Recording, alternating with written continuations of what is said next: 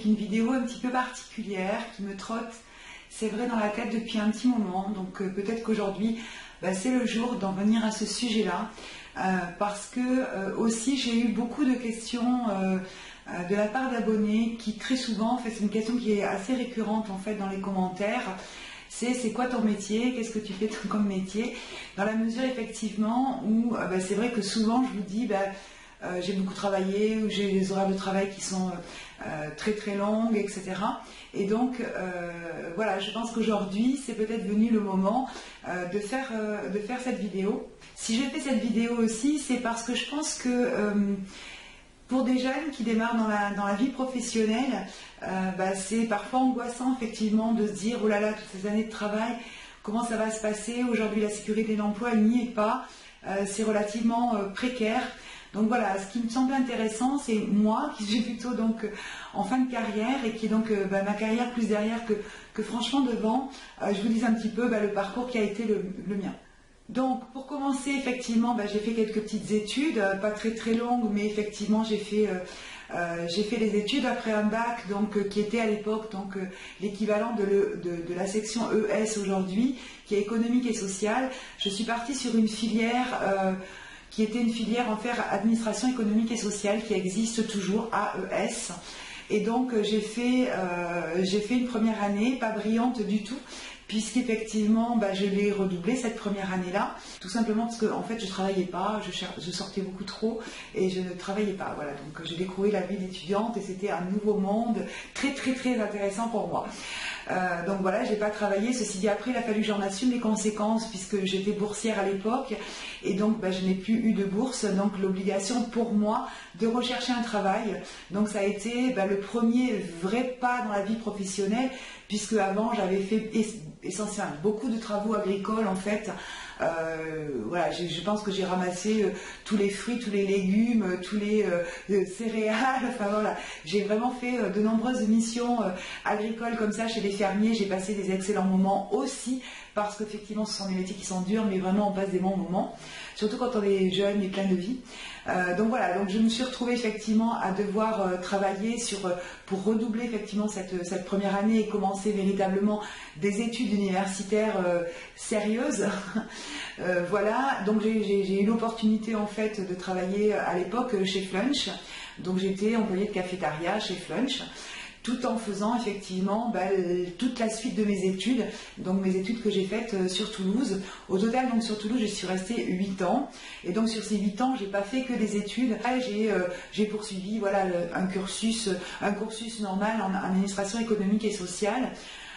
Mais il faut savoir que lorsque je faisais ces études-là, à ce moment-là, je n'avais vraiment strictement aucune idée du métier que je voulais faire. Les choses que j'apprenais en fac m'intéressaient, m'enrichissaient. Je voyais ça effectivement comme un enrichissement. À côté, j'avais mon boulot. C'était compliqué parce que je faisais des horaires, tard le soir. Le matin, je repartais en cours. Voilà, en plus à l'époque, je me déplaçais en vélo, donc je traversais la ville de Toulouse à vélo. Enfin bon, voilà. C'était une autre époque, on va dire que ça. Aujourd'hui, ce serait peut-être plus compliqué de faire ça. Donc j'ai fait ces études-là, mais sans savoir vraiment. Donc du coup, quand j'ai arrêté mes études, j'étais toujours salariée chez Flunch, donc j'y suis restée. J'y suis restée en fait une année à ne rien savoir qu'est-ce que j'allais faire. Alors, ça me questionnait pas vraiment en fait à l'époque, autant que je me rappelle. Voilà, j'avais un boulot, j'avais de l'argent, j'arrivais à vivre correctement, j'avais mon petit appart. Enfin, ça se passait plutôt pas mal, quoi. Les années passaient et voilà. En plus, à l'époque, je voyageais beaucoup puisque j'avais une amie à l'époque qui adorait les voyages comme moi, et donc effectivement, toutes les occasions pour prendre la voiture ou le train et le sac à dos et la tente étaient bons. Effectivement, donc on a voyagé pas mal dans des pays d'Europe de cette manière-là, même en 2 chevaux. On a fait donc tout le Portugal en 2 chevaux, donc je vous dis pas. Voilà, donc c'était vraiment une époque, moi, aujourd'hui, avec le regard que je porte là-dessus, c'était une époque merveilleuse en fait. C'était la fin des années 80, la fin des années 80 en fait, oui voilà, 87, 88, 89. Voilà, donc j'ai vécu effectivement 2 années comme ça, et puis au bout de la 2e année, je me suis dit quand même, il faut que tu te bouges. Je commençais un petit peu à avoir 27 ans, donc je ne pouvais pas rester non plus éternellement une étudiante et voilà, je ne m'installais pas dans la vie, enfin ça n'a jamais été mon objectif, mais en même temps, c'est ce qui se passait. J'avais aucun, comment dire, d'un point de vue familial, personne ne me poussait à faire quoi que ce soit. Voilà, j'étais autonome, donc on me disait pas, mais il faut absolument que tu trouves un travail plus stable, quelque chose qui corresponde à tes études. Enfin, voilà, j'étais complètement autonome et donc du coup, je vivais un petit peu au jour le jour. Bon, voilà. Donc première effectivement étape, ça a été ça. Donc lorsque j'ai commencé à rechercher, là, ça a été compliqué. Parce qu'effectivement, mon objectif c'était de travailler à ce moment-là, donc de travailler dans la gestion des ressources humaines, en tout cas travailler avec l'autre, avec les autres, ça a toujours été quelque chose que je souhaitais faire. Et puis forcément, comme je n'avais pas d'expérience, que je commençais à avoir un petit peu 27 ans aussi, et sans expérience dans ce secteur-là, ça commençait à être un petit peu compliqué à trouver. Enfin, voilà, j'avais peu d'entretien. Donc du coup, je me suis dit, il faut absolument que je parte de Flunch. Donc à l'époque, j'ai postulé chez Quick en tant qu'assistant manager. Et donc j'ai été chez Quick embauchée très rapidement avec mon expérience chez Flunch, où je vous ai passé les détails, mais effectivement à la fin, j'étais plus employée de caisse salariale, j'ai travaillé à la caisse, après j'étais responsable de caisse, enfin bon voilà, j'avais un statut un petit peu plus intéressant en fait, que j'ai eu débarrassé des plateaux en salle. Même si je me suis éclatée, hein. Franchement en salle, j'adorais faire les services à fond, enfin voilà, ça me plaisait beaucoup. J'étais jeune et vigoureuse à l'époque. Donc j'en étais où? Donc voilà, je trouve donc du travail chez Quick. Je fais une formation donc à l'époque sur Marseille en tant qu'assistant manager. Me revoilà donc dans les fast-food en tant qu'assistant manager. Très rapidement, je me suis rendu compte que ça ne me convenait, mais absolument pas. Je trouvais ça beaucoup trop militaire. Les relations humaines à l'époque dans ce magasin-là n'étaient pas super chaleureuses. Moi, j'ai besoin de m'entendre bien avec les gens avec qui je travaille. Là, c'était assez froid. Il y avait voilà. Donc, je me plaisais pas. J'y suis restée presque une année et donc à ne manger que le hamburger de midi. J'ai perdu, je pense, en une année 7 kilos à peu près. À ne manger que du hamburger, à ne pas dépenser mon argent parce qu'effectivement, je faisais déjà des horaires de folie, des fermetures qui s'enchaînaient sur des ouvertures. Enfin, c'était vraiment des horaires pas croyables. Jusqu'à un matin, j'ai dit non, stop, basta, on arrête, je veux pas faire ça. En même temps, donc la ville de Toulouse, je commençais à plus trop supporter les embouteillages, le monde dans les bus. À l'époque, il n'y avait pas encore le métro, ils étaient en train de commencer à faire les travaux. Voilà, moi je travaillais assez loin, donc c'était compliqué. Je devais prendre la voiture le matin et le soir. Je commençais à plus supporter tout ça. Donc qu'est-ce qu'on fait dans ces cas-là? On appelle maman. Donc j'ai appelé maman et j'ai dit, maman, est-ce que je peux revenir à la maison? Mais bien sûr, ma fille, ta chambre est toujours vide. Donc je suis revenue à la maison, j'ai donc démissionné et donc du coup à l'époque pas d'ACDIC, rien du tout. Et c'était en 89 le début du RMI, revenu minimum d'insertion. Je savais à peine ce que c'était, donc j'en ai bénéficié à l'époque, effectivement, pour arriver un petit peu à subsister. Je suis restée quelques mois chez ma mère et à ce moment-là, j'ai également une amie qui elle aussi donc était à la recherche de boulot et donc on a décidé en fait de devenir colocataire et on a pris un appartement toutes les deux. Voilà. Je ne savais toujours pas ce qui me plaisait dans la vie quand même. Voilà, on était années 80, fin 88, début 89. Je ne savais toujours pas ce qui me plaisait dans la vie. Le fait d'être revenue comme ça sur Brive, donc ma ville natale où donc habitait ma maman, j'ai revu mes amis de lycée, mes amis de collège, j'ai renoué des contacts effectivement avec des personnes que j'avais perdues de vue sur ces 8 dernières années, et dont une amie en fait qui était donc formatrice à l'époque dans un organisme de formation, qui venait me voir de façon régulière et qui me disait, mais franchement ce métier-là je te verrais bien dedans. Ok, d'accord, pourquoi? On ne savait pas trop. Et qui me dit, tiens, appelle un tel, envoie un courrier à un tel, il y a tel organisme qui est intéressant, etc. Donc me voilà qui candidate effectivement dans le domaine de la formation professionnelle. je ne savais mais même pas ce que c'était. Donc je postulais un truc, je ne savais même pas ce que c'était à l'époque. Quand j'y repense, je me dis mais n'importe quoi. Mais c'est une réalité. Voilà, ça s'est passé comme ça. J'ai postulé, donc j'ai foiré un premier entretien, tu m'étonnes, parce qu'elle a commencé à me parler de valise pédagogique. Oui, il n'y avait pas grand-chose à l'époque dans ma valise pédagogique. Je me rappelle. Et puis donc j'ai passé un deuxième entretien qui lui s'est plutôt bien passé. Effectivement, j'ai beaucoup accroché avec la personne qui m'a recrutée. Et voilà, et donc j'ai été recrutée pour un métier qui s'appelait formateur et je savais même pas c'était quoi. Donc ma première mission en fait, ça a été de travailler donc avec des stagiaires qui étaient en train de préparer donc des concours administratifs. De catégorie B, je crois, quelque chose comme ça, donc BEPC, CAP. Je me suis dit, tu devrais pouvoir t'en sortir. Ça a été donc le démarrage de ma carrière professionnelle dans le secteur de la formation professionnelle a été déjà marqué par énormément de travail personnel. Parce qu'effectivement, à l'époque, oui, j'avais un bon niveau général, mais toutes les règles grammaticales qu'il faut connaître par cœur, maîtriser, toutes les analyses logiques de phrases, enfin, tout ça, c'était, mais je dis même pas, c'était super loin. Il a fallu que je révise tout ça, que je construise effectivement des cours donc pour les stagiaires, pour les aider effectivement à préparer les concours, faire tout ce qui est aussi vie sociale et professionnelle, enfin bon voilà, préparer un certain nombre de cours avec ces stagiaires-là. Et en même temps, donc j'ai commencé aussi à travailler avec des personnes qui étaient en situation d'illettrisme.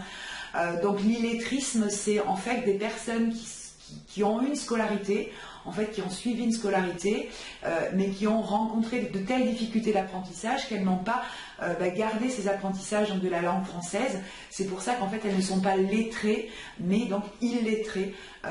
Voilà, c'est la différence avec analphabète. Analphabète, c'est quelqu'un qui n'a jamais été à l'école, qui n'a jamais connu son alphabet, donc qui est analphabète. Il faut commencer à lui apprendre l'alphabet.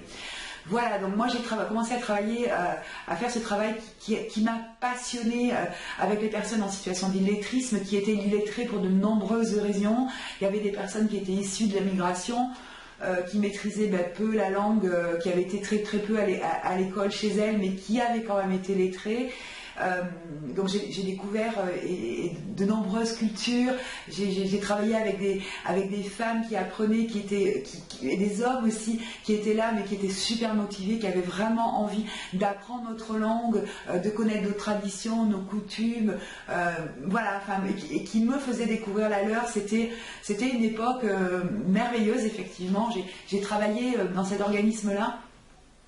J'y suis restée 20 ans dans cet organisme-là, pas à faire tout le temps la même chose, mais voilà. Et j'étais aussi accompagnée à l'époque par un supérieur hiérarchique qui était un passionné de pédagogie et qui m'a fait découvrir ce qu'était la pédagogie, qui m'a donc formée, qui m'a donné tous les bouquins nécessaires, qui m'a fait suivre des formations professionnelles moi-même pour m'enrichir, pour être capable de monter des séquences pédagogiques, c'est-à-dire un objectif pédagogique, un contenu, des méthodes, un support, des supports, etc. Et d'être en capacité, effectivement, pas d'enseigner, parce que dans la formation professionnelle, on n'a pas des élèves en face de nous, on a soit des salariés, ou alors des demandeurs d'emploi qui acquièrent le statut de stagiaire de la formation professionnelle et qui sont dans une démarche de professionnalisation tout au long de la vie. Et j'ai trouvé ça effectivement passionnant. Donc j'ai eu ces 2 premières missions, je m'en suis, avec beaucoup de travail, relativement bien sortie. Et puis après, d'action de formation, les actions en fait sur lesquelles on avait les marchés, j'ai continué à travailler avec de toute façon tout le temps en filigrane ces interventions donc dans le cadre de l'illettrisme et de la formation avec des personnes en situation d'illettrisme, des jeunes, des adultes, voilà. Donc j'ai travaillé en tant que formatrice dans cet organisme de formation qui était donc un organisme associatif qui existait au niveau national, qui existe toujours au niveau national d'ailleurs, avec des directions régionales et donc des délégations départementales. donc dans le département de la Corrèze, qui était mon département donc de naissance. Donc en fait, mon H+1, en fait, mon supérieur hiérarchique était donc le délégué départemental de la Corrèze, donc pour cet organisme-là, donc est parti et a souhaité effectivement évoluer professionnellement et est parti donc à un niveau supérieur. Il est devenu donc directeur régional et donc il s'est trouvé que le poste de délégué départemental était vacant et donc j'ai pris ce poste-là. Encore une fois, complètement inconsciemment, il m'a dit, ce poste il est pour toi, il faut que tu le prennes, je te vois bien sur ce poste-là. Bon, si tu le dis, on va le faire. Voilà, donc à cette époque-là, j'ai pris ce poste-là sans véritablement en fait en mesurer les tenants, les aboutissants. Voilà, tout ce qui était management d'équipe, voilà, je ne connaissais pas, j'avais aucune notion de management, développement de projet, tout ce qui était aspect commercial, les missions commerciales qu'il y avait dans le poste et tout ça, je ne connaissais pas. Mais il était toujours mon H+1 et c'est ça aussi qui m'a rassurée. Je me suis dit, de toute façon, si j'y vais, il est toujours là à mes côtés, il sera toujours là à mes côtés pour m'épauler, pour m'aiguiller, donc je lui fais confiance. S'il dit que je suis capable de le faire, il doit avoir raison. Voilà. Donc j'ai pris ce poste-là et donc à l'époque c'était une toute petite équipe parce qu'effectivement j'avais donc une secrétaire, il y avait une secrétaire et puis il y avait, je sais pas, on devait être il y avait 3 formateurs, voilà. Donc il y avait peu d'actions aussi et donc l'objectif en fait c'était de faire grossir la structure, de se positionner de plus en plus sur des champs d'intervention différents et de développer de nouvelles actions. Donc voilà, au fur et à mesure des années, donc je suis restée donc 20 ans dans cet organisme-là et donc 18 ans, 16 ans peut-être effectivement sur le poste de délégué départemental. Donc voilà, j'ai développé effectivement cet organisme-là, j'ai diversifié l'activité. On a développé l'activité donc auprès de personnes qui sont reconnues travailleurs handicapés et donc pour lesquelles on travaillait sur la reconversion professionnelle. Donc en fait, dans une vie, il peut arriver des accidents de santé qui font que le métier que l'on a fait jusque-là, on ne peut plus l'exercer pour des problèmes de santé et donc il faut réfléchir à de nouveaux postes, à un nouvel environnement professionnel. Souvent, ça fait suite effectivement à un arrêt d'activité professionnelle pendant de nombreuses années. Donc, la confiance en soi en prend un coup. Donc, on a commencé à travailler avec un organisme qui s'appelle la GFIP, les structures aussi qui s'occupent plus particulièrement du parcours professionnel des travailleurs handicapés que sont les Cap Emploi. S'il y a des personnes qui sont concernées dans mes abonnés, je sais qu'il y en a au moins une, vous saurez de quoi je parle. Donc l'objectif effectivement c'était de travailler sur des formations courtes, sur des actions de remobilisation, c'est-à-dire effectivement permettre aux personnes de se remettre en fait en situation de projet de nouveau, de se dire il y a un avenir et puis cet avenir je peux le construire. Et donc de les aider effectivement à analyser toutes leurs compétences professionnelles qu'ils avaient acquises, de les faire émerger, d'en prendre conscience et puis de voir sur quel autre métier ces compétences pouvaient être transversales. Et ce métier, il fallait le trouver aussi en fonction des nouvelles données de santé. Et donc, il fallait effectivement qu'il y ait un médecin qui valide ce nouveau projet professionnel. Donc voilà, ça aussi, c'est un travail passionnant. De toute façon, la formation professionnelle, c'est passionnant, c'est ma passion. Voilà, les autres, c'est ma passion et la formation, c'est ma passion, vous l'aurez compris. Donc j'ai développé effectivement ce type d'activité-là, on a eu de nombreuses actions, voilà, donc on a travaillé aussi sur étendre notre réseau d'entreprises, puisque effectivement nos stagiaires font des stages en entreprise, donc certains c'est eux qui les trouvent, mais effectivement nous devons aussi nous avoir des contacts avec les entreprises pour les préparer à accueillir une personne qui est reconnue travailleur handicapé, qui ne va pas aller au même rythme, qui a peut-être besoin aussi d'une adaptation de son poste de travail. Donc voilà, tout ce travail-là, il a fallu le faire aussi. Et puis j'ai développé également une autre filière. Et cette filière-là, je l'ai développée, c'est ma vie personnelle en fait qui a nourri ma vie professionnelle. En fait, il s'est trouvé que maman est tombée gravement malade et qu'elle avait besoin effectivement d'être accompagnée dans la vie quotidienne par une tierce personne, par une personne qui l'aide. Moi, travaillant et ayant donc à l'époque Pauline déjà, j'étais pas disponible pour ça. Donc on a déménagé, on a pris une maison, elle est venue vivre avec nous. On avait un rez-de-chaussée qui lui était exclusivement réservé, mais je devais trouver quelqu'un qui puisse s'occuper d'elle. Et confier sa maman à quelqu'un, bah, c'est comme confier son enfant en fait. Lorsqu'on cherche une nounou pour son enfant, on est très regardant, on pose beaucoup de questions, etc. Et puis bah, moi je n'arrivais pas à trouver la personne en fait à qui j'allais pouvoir faire confiance, qui allait comprendre les besoins de ma maman, qui allait pouvoir s'occuper de son environnement, qui allait comprendre que le ménage c'était pas l'essentiel de ce que je demandais, mais c'était de la présence, de l'échange, du soutien. Voilà, donc cette question-là m'a fait me poser sur le métier d'aide à domicile. Qu'est-ce qu'il y avait dans ce métier-là? Quels étaient les types de formations dont bénéficiaient les aides à domicile qui étaient en poste? On était en 1995 à l'époque à peu près, c'est juste après la naissance de Pauline, 1995. Donc il y avait peu de formations en fait qui existaient à cette époque-là, et donc j'ai participé localement en fait au développement de la professionnalisation des aides à domicile qui étaient salariées essentiellement dans des associations à l'époque. Aujourd'hui il y a beaucoup d'entreprises qui sont sur le marché. À l'époque il n'y avait que des associations de type ADMR.